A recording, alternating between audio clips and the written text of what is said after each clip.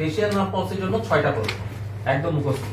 আয়নাতে চেহারায় কোনো অসামঞ্জস্যতা আছে কিনা, খাবার খাওয়ার সময় কোনো দিক দিয়ে খাবার আটকে থাকে কিনা, পানি মুখের কোনো পাশ দিয়ে উড়ে যাচ্ছে কিনা, কানে শুনতে কোনো সমস্যা হচ্ছে কিনা, ওকে, কানের কোনো ব্যথা আছে কিনা, ব্যথাও থাকতে পারে বিকজ অফ হারপিস জোস্টার, ওকে, জিহ্বার স্বাদে কোনো অসুবিধা আছে কিনা, চোখে শুকনা লাগছে কিনা, চোখে খচখচ করে কিনা, ওকে। এই কয়েকটা প্রশ্ন ম্যান্ডেটরি।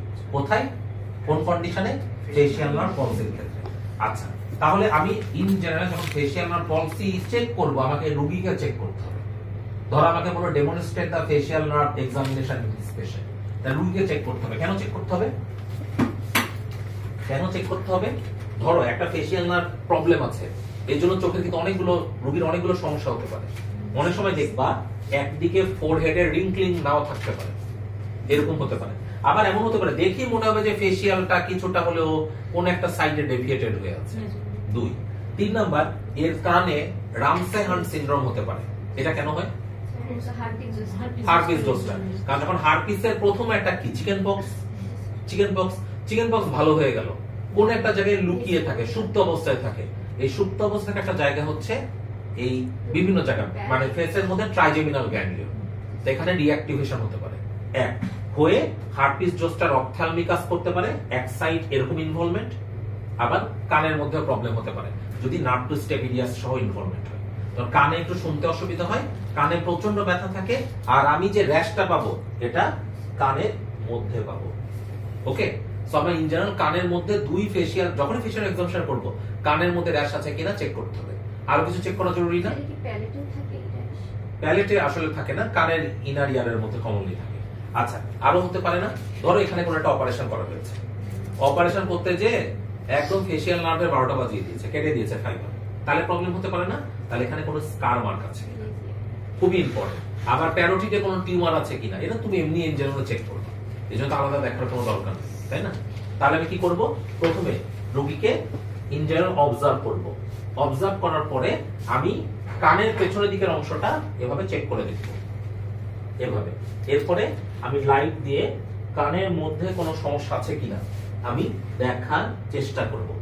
এখন একটা অনেস্টলি বলি, এইটুকু টর্চ দিয়ে কানের মধ্যে তুমি কতটুকু দেখতে পাবা? এটা কি পসিবল? পসিবল না। তারপরে তুমি দেখছো কিনা এটা ইম্পর্টেন্ট। করার সময় তোমার অরোস্কোপ দরকার কানের ভেতরে জায়গাগুলো ভালো দেখার জন্য। এইটুকু টর্চ দিয়ে তুমি বাইরের কিছু ছাড়া, ওয়াক্স ছাড়া মোস্ট অফ দ্য টাইম কিছু দেখতে পাবে না, কিন্তু তারপর তোমাকে এটা দেখতে হবে। এখন কি করব? আমাকে ইন্ডিভিজুয়াল মাসলগুলোর পাওয়ার চেক করতে হবে। ফেসের মাসল কি কি? এটা কি ফ্রন্টালিস মাসল, অরবিকুলারিস অকুলি, অরবিকুলারিস অরিস, বাক্সিনেটর। এই কয়টা মাসল খুবই গ্রসলি।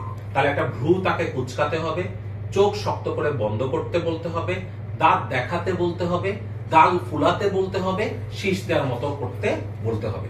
এই কয়টা এক্সামিনেশন ইজ এ মাস্ট। তাহলে কিভাবে ইয়ে করবো? আমি বলবো একটু উপরের দিকে তাকাতো, মাথা না ঘুরায়। এখন দেখো, ও কিন্তু, তোমরা তো মোটামুটি ব্যাপারগুলো জানো কোথায় কি করতে হবে। পেশেন্ট কিন্তু এত দক্ষ না, তারা এডুকেটেডও না, তাকে তোমাকে কষ্ট করে বুঝাতে হবে। কোথায় বলতে হবে? মাথা না নড়িয়ে উপরের দিকে তাকা।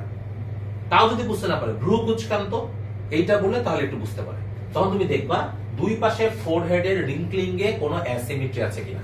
একদিকে রিঙ্কলিং হচ্ছে, আরেকদিকে ফ্ল্যাটেনিং, তার মানে এই সাইডে ফেসিয়ালে কোনো প্রবলেম থাকলেও থাকতে পারে। এবার দুই চোখটা শক্ত করে বন্ধ করেন, আমাকে খুলতে দিয়েন না। আমি মাথাটা এভাবে ধরে খোলার চেষ্টা করব। ধরো আমি একটা চোখ ইজিলি খুলে ফেলতে পারছি, তাহলে এটা অবভিয়াসলি তার মানে ফেসিয়ালে কোনো উইকনেস আছে। এক আবার এমন হতে পারে চোখ বন্ধ করতে বললে এক চোখ বন্ধ হয়ে যাচ্ছে, আরেক চোখ খোলা আছে এবং চোখটা উপরের দিকে উঠে গেছে। This is Bell's phenomenon. Okay, যখনই দেখবা চোখটা বন্ধ করতে বলবে, এই চোখটা বন্ধ করছে, এই চোখটা খোলা আছে পার্শিয়ালি এবং আইবলটা ডিরেক্টেড আপওয়ার্ড, এটা ক্যারেক্টারিস্টিক বেলস ফেনোমেনন। ওকে, এবার গাল ফুলান তো, আমার হাতে আমি একটু বাধা দিব, বাধা দিতে দিয়ে না। এক দাঁত দেখান তো, তাহলে দাঁত দেখানো এটা একটা। তারপর শীষ দেওয়ার মতো করেন তো, মতো করে, শীষ দিতে বলার দরকার নাই, বলে শীষ দেন, অনেকে শীষ দিবে, এটা নো নিড, বলতে হবে শীষ দেওয়ার মতো করে। ওকে, এখন একটা কথা বলি, ধরো তার ফেসিয়াল কোন জায়গায় উইকনেস আছে, উইকনেস ধরো এ সাইডে আছে, তাহলে এ সাইডে ফেসিয়াল মাসলের কোনো মুভমেন্ট পাওয়া যাবে না। ওকে, প্রবলেম কি হবে? যখনই দাঁত দেখাতে বলবে এদিকে ডেভিয়েটেড হয়ে যাবে, এটা একদম এরকম থাকবে, যখন এটা এখন স্থির থাকবে এদিকে চলে যাবে, এই যেদিকে চলে যাবে ওটাই কিন্তু নরমাল, কারণ ওদিকে মাসল গুলো ঠিক মতো কাজ করছে দেখে ওখানে মুভমেন্ট হচ্ছে, এবং এটা আনঅপোজড, কারণ দুই পাশের মাসুলের ব্যালেন্সে এই মুখটা এরকম নরমালি থাকে। যদি এক পাশের মাসুলে কোনো অ্যাক্টিভিটি নাই, এটা এদিকে চলে যাবে।